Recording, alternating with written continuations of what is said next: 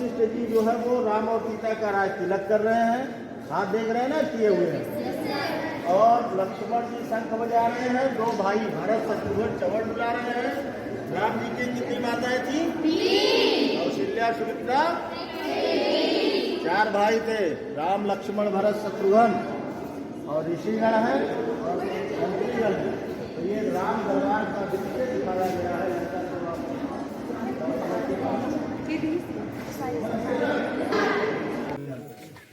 तो मधुबनी बिहार के स्टाइल में सीता हरण का दृश्य दिखाया गया है। सीता हरण जानते हैं ना? सीता हरण होता कैसे उसके बारे में दिखाया गया है।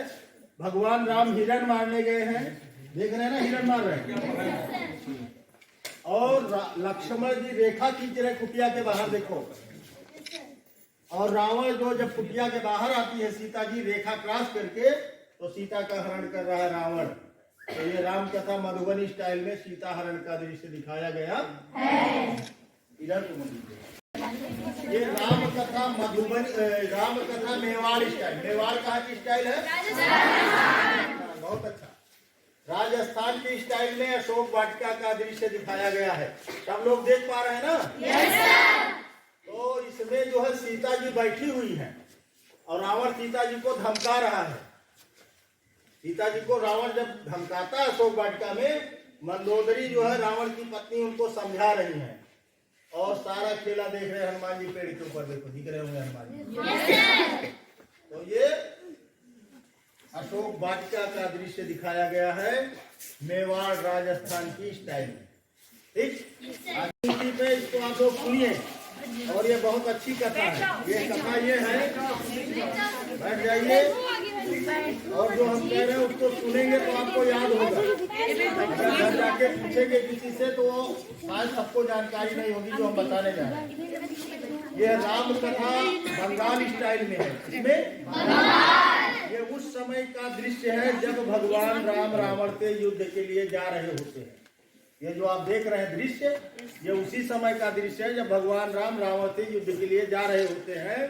तो पहले तुरंत नहीं चले जाते हैं, रास्ते में वो शक्ति की पूजा करते हैं। शक्ति यानी माता जी की, देवी माता की पूजा करते हैं। और उस पूजा में क्या करते हैं? 108 नील कमल चढ़ाते हैं। क्या? 108 नील कमल चढ़ाते हैं। देवी जी उसमें से एक छुपा लेती हैं। क्या करती हैं? चुरा लेती हैं। तो भगवान राम कहते हैं कि हमने 108 नील कमल चढ़ाया था, 107 ही बचे हैं, यानी मेरी पूजा असफल हो रही है, हमारी पूजा विफल हो रही है। कह रहे हैं, फिर भगवान राम बोलते हैं ऐसा मैं होने नहीं दूंगा। क्यों? कहते हैं कि हमारी माँ हमको कमल नयन कहती थी, नव कंज लोचन कंज मुख कर कंज पद। बोलते हैं कि हमारी माँ हमको कमल नयन कहती थी, अगर मेरी आंखें कमल के समान है तो मैं अपनी एक आँख ही निकाल के चढ़ा देता हूँ देवी जी को, जिससे 108 पूरा हो जाता है। देखिए राम जी उल्टा किए हुए बाण आंखों की तरफ इशारा है। जैसे ही आंखों की तरफ बाण लगाने का प्रयास करते हैं, देवी जी प्रकट हो जाती हैं और भगवान राम से कहती हैं कि राम अपनी आंखों से बाण हटाइए, हमने आपकी परीक्षा लेने के लिए एक पुष्प छुपाया था।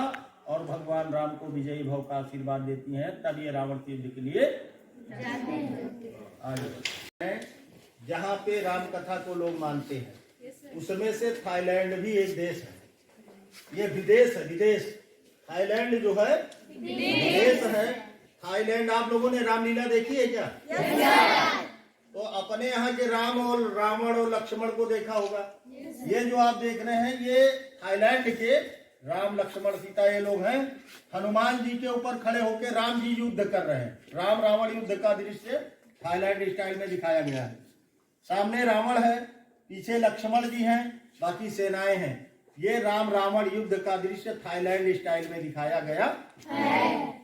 अब आप पीछे बढ़िए। ये जो देख रहे हैं राम कथा कंबोडियन स्टाइल। कंबोडिया कहाँ की स्टाइल है? लंका की, जहाँ का राजा रावण था। तो ये उस समय का प्रसंग है जब भगवान राम रावण को मार देते हैं। उसके बाद सीता जी चिंतित होने लग जाती हैं, घबराने लग जाती हैं और भगवान राम से बोलती हैं कि हम अयोध्या कब वापिस चलेंगे।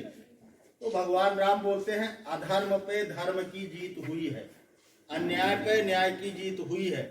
और सीता जी से कहते हैं सीते रावण मारा जा चुका है, शीघ्र ही अयोध्या वापिस चलेंगे।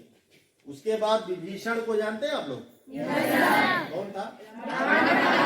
हाँ, तो रावण का भाई विभीषण पुष्पक विमान लेके आता है, उसी पे बैठ के लोग अयोध्या वापिस आ जाते हैं। अब आप ये तो जान लिए पुष्पक विमान से आए। वो पुष्पक विमान कैसा विमान था मालूम है आप लोगों को? अब आप जान लीजिए, पुष्पक विमान एक ऐसा विमान था जो कभी भरता नहीं था। जैसे हम लोग इतने लोग हैं, इतनी सीटें आपको दिखती, इतने लोग बैठ जाते, उसके बाद एक सीट ऑटोमेटिक खाली हो जाती।